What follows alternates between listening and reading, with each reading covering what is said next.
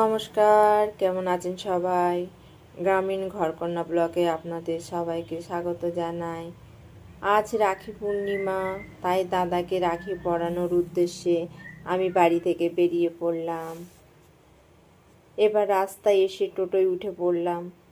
ওই যে দেখুন, আমি একা রাখি পরানোর উদ্দেশ্যে বার হয়নি, এখানেও রাখির অনুষ্ঠান হচ্ছে। শুধু তাই নয়, দিদি ভাইয়েরাও পুলিশ দাদাদেরকেও কিন্তু রাখি পরিয়ে দিচ্ছে।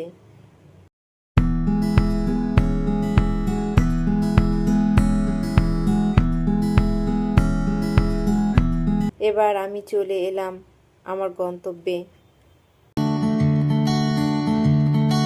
আপনারা ভাবছেন ওষুধের দোকানে কেন?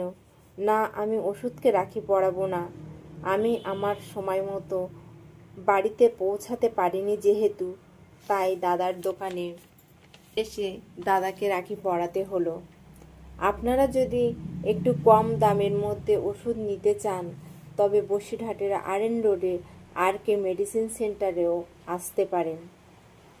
এবার আমি দাদা ভাইকে রাখি পরিয়ে দিলাম।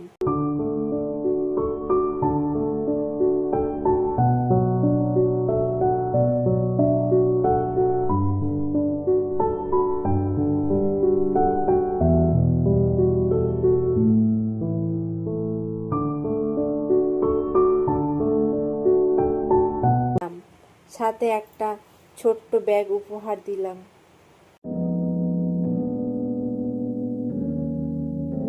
দোকানে আরও একটা ভাইকে আমি রাখি পরিয়ে দিলাম। ও তো আমাকে প্রণাম করলো। আমি ভাইকে আশীর্বাদ করে ছোট্ট একটু উপহার দিলাম। দেখুন কেমন লজ্জা পাচ্ছে। তারপর দাদাকে প্রণাম করে আশীর্বাদ নিয়ে নিলাম। দাদা তো আমাকে কোটিপতি হওয়ার আশীর্বাদ করে দিল। আমার গিফটটা খুলে দেখে নিল, কিন্তু দেখুন ওই যে দোকানদার মানুষ, গিফট দেখতে দেখতে দোকানদারিটাও করে নিতে হচ্ছে।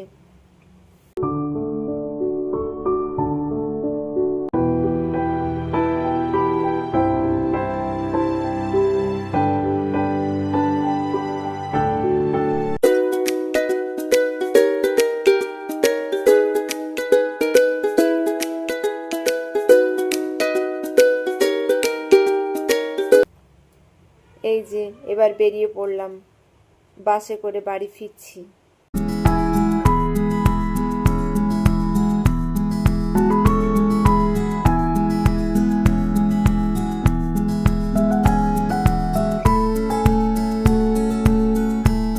ওদিকে আমার মা আবার আমাদের ছেলেদের জন্য রাখি পাঠিয়েছে।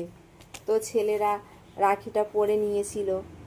রাখিটা পরে খুব সুন্দর লাগছে ওদেরকে। তো আজকের ব্লগ এই পর্যন্ত। ধন্যবাদ সবাইকে।